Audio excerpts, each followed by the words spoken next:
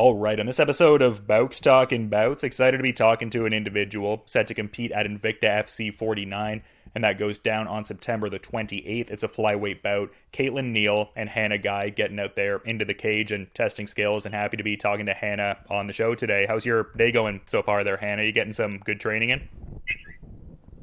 Actually, I've been sparring every day since Thursday, so I took the morning off to kind of just rest and, because it's important this close to a fight to, make sure I'm not getting injured and that I'm recovering properly.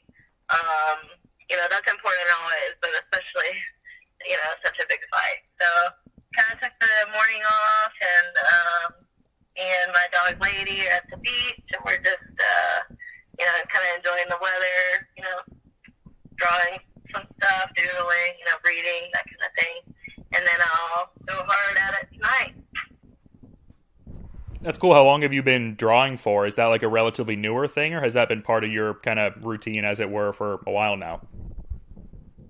I've been getting back into it. I've on and off kind of been into art for, since I was little, but, I've kind of gotten to where, I gotten away from it, when I went to college and stuff, so, now I'm trying to get back into it and, improve my skills a little bit for practicing, so, and then reading more too, that's been great, so, yeah, just trying to, get some inspiration in different ways and, let out my creative side and, because I'm, working so hard all day and, I kind of need some downtime to meditate and, a creative outlet. So, yeah, that's been awesome. Recently got back into it.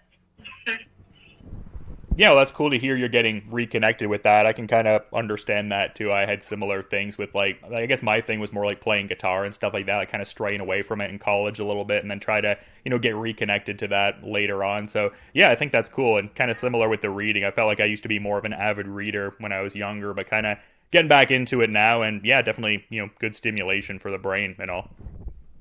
Yeah, definitely. Guitar's hard. I tried to, do that when I was younger, and I was just kind of a little bitch about it. My hands were hurting pretty bad. But recently I tried to, because I always loved music, so, Alan Belcher has, drums and a bunch of guitars. He's, a big musician, so I'll kind of play around with that sometimes. But, yeah, definitely haven't been practicing, probably like you have or so. But, yeah. Yeah, that's fun. When I interviewed Alan Belcher before his Frank Tate fight, we were kind of talking about some of the musicality there and bonding over that a little bit. I thought that was cool, but something I think is cool is this upcoming fight just because of the, connectivity to the Ultimate Fighter 30. I think you made a bit of a comment about that in one of the posts you had on Instagram there. Was this an opponent you've been aware of for a decent while? Was there a lack of surprise almost when the bout offer kind of came your way? Oh yeah, I figured I'd test skills with them at some point. Honestly, yeah. I mean, wasn't surprised at all, and it was really exciting because, it's been kind of hard to find an opponent. I always thought she would be a great matchup for me. She is big and strong, but I feel like overall my skill set's a little bit better, and, my mindset's better, so, I was pretty excited. But yeah, it's not really a surprise that I got the offer. Yeah, it's a good fight that I want to delve into more in a bit for sure, but just in you touching on Alan Belcher a bit before, him coaching and everything like that, it seems like a good kind of camp over there, Odie Delaney, part of that fold there, but, you mentioned sparring and everything like that, who are you, I guess, getting in that work with directly when you're there? Are you working with certain people who have, I guess, similar skill set or body type to your opponents, or how do you go about curating all that? Yeah, I have a ton of training partners here, actually, that are pretty close to my side. Really good striking here, great wrestling, especially with Odie, but he has a bunch of savages, and then, it's just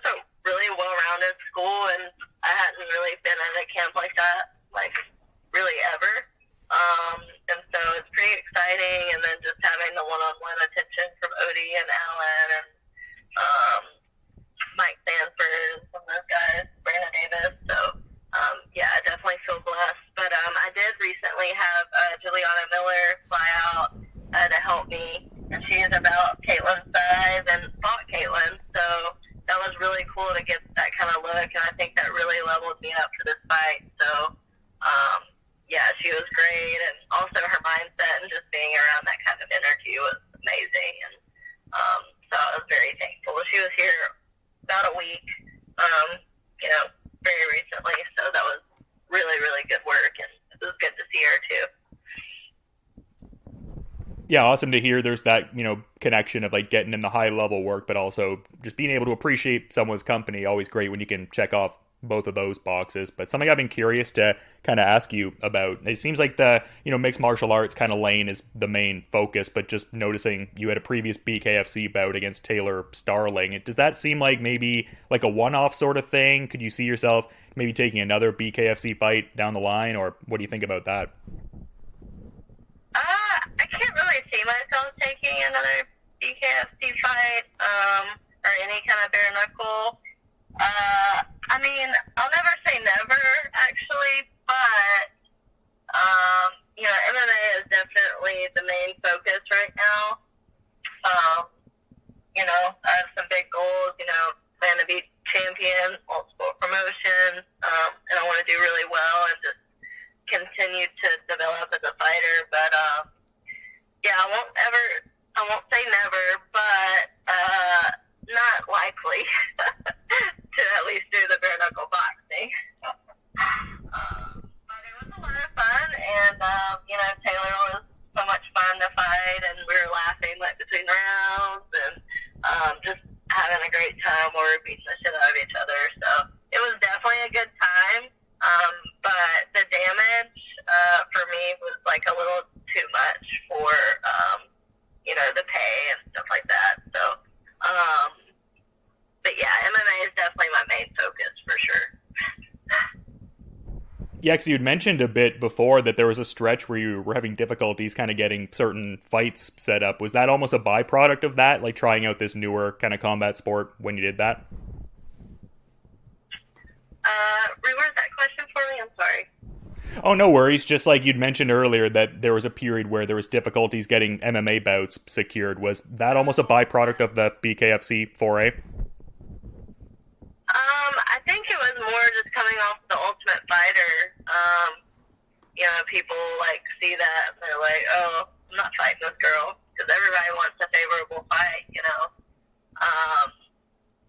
But yeah, that was the main issue. And then I was going through a lot of changes, as far as camp and management and things like that. So, and just life changes, I've gone through a lot the past few years, and, that in itself would make it hard to get settled and find someone. But now that I found a camp, good management, it kind of all unfolded how it was supposed to. So I'm feeling pretty good about things now. But yeah, I think the big thing was just coming off the Ultimate Fighter, and that kind of throws a lot of people off, and nobody wants to fight somebody who was at that UFC show level, Yeah, I mean, it's kind of curious. You think people would want to just be testing their skills, but I guess you also do have a bit of a history of kind of almost playing spoiler, as it were, like the whole Valerie Lareda kind of win and stuff like that. So maybe that's kind of coming into the fray a little bit. Yeah, definitely. I get underestimated all the time. So, and obviously underestimated in the bout against Kaytlin, because obviously she wants to go far too, so she wouldn't have taken the fight if she didn't think she can beat me. So, yeah, it's going to be fun to spoil that for her too.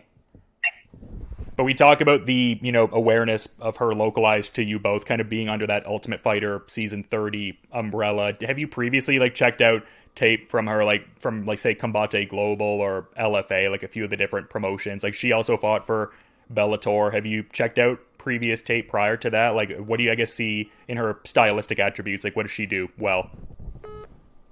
Yeah, she's pretty, she's long and strong and athletic. She, is kind of like a point fighter type of girl.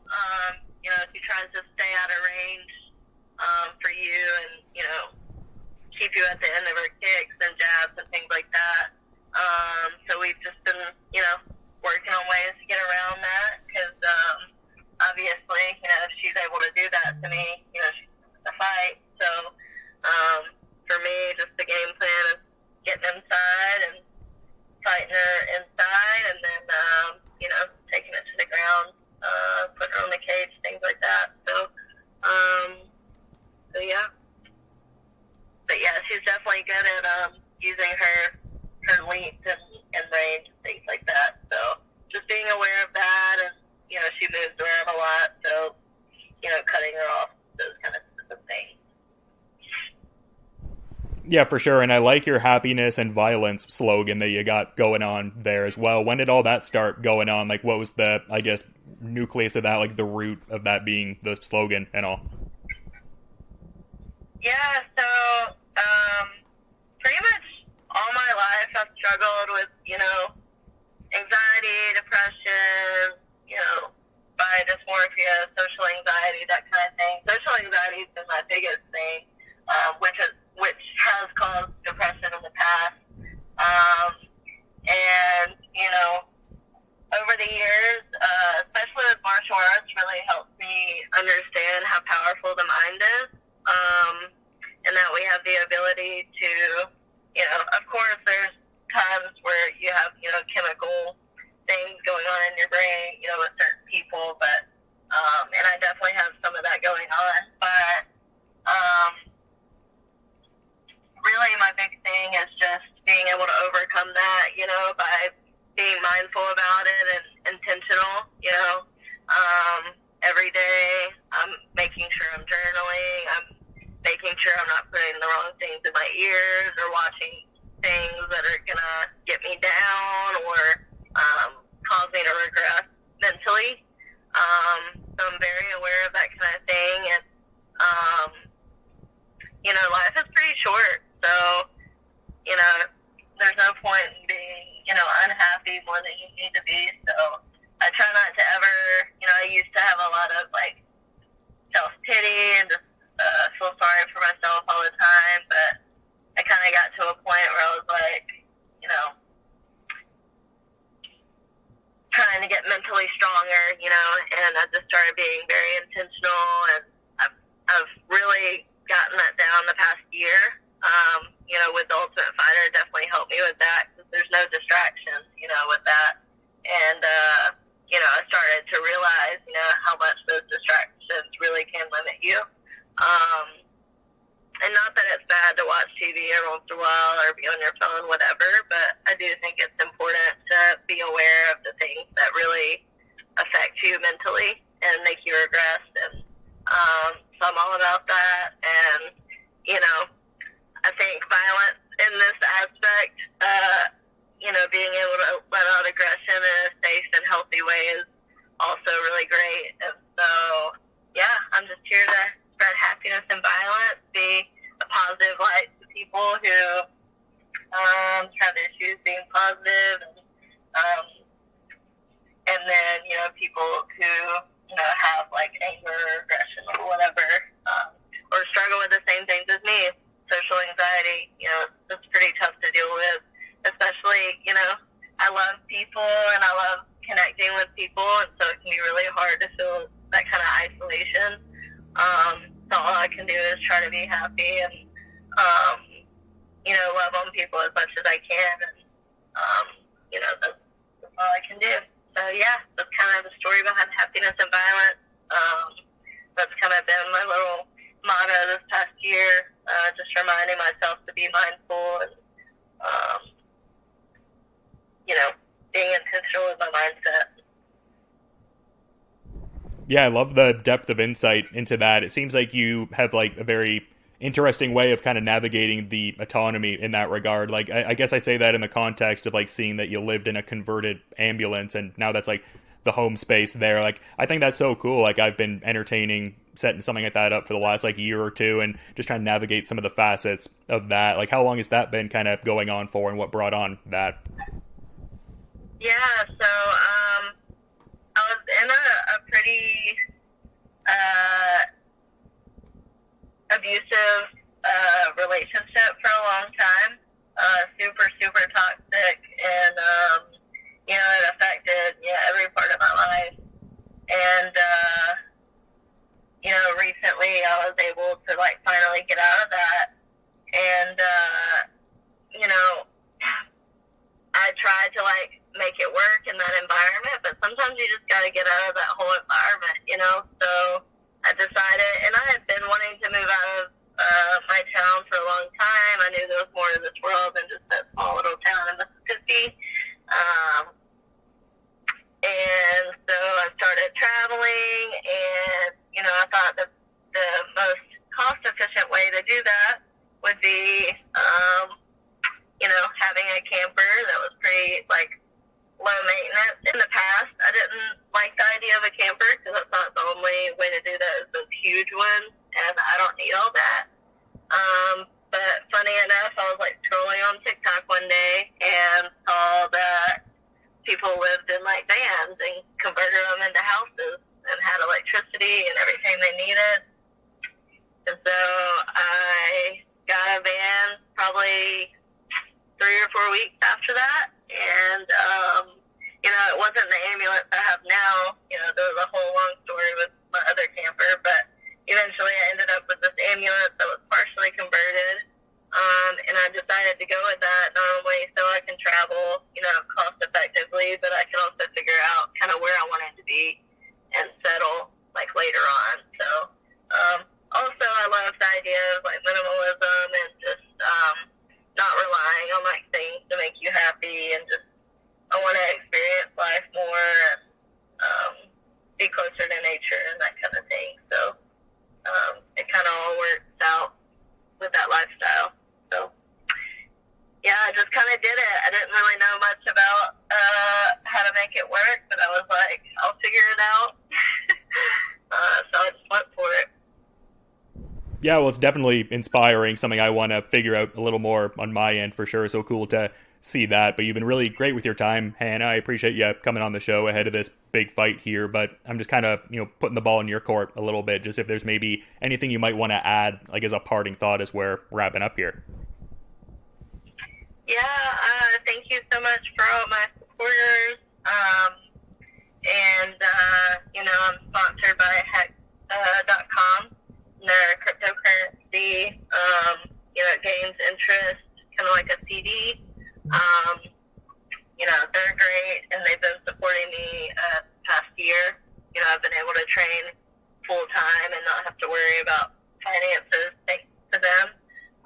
So shout out to them, and definitely do, you know, look them up if you're listening to this.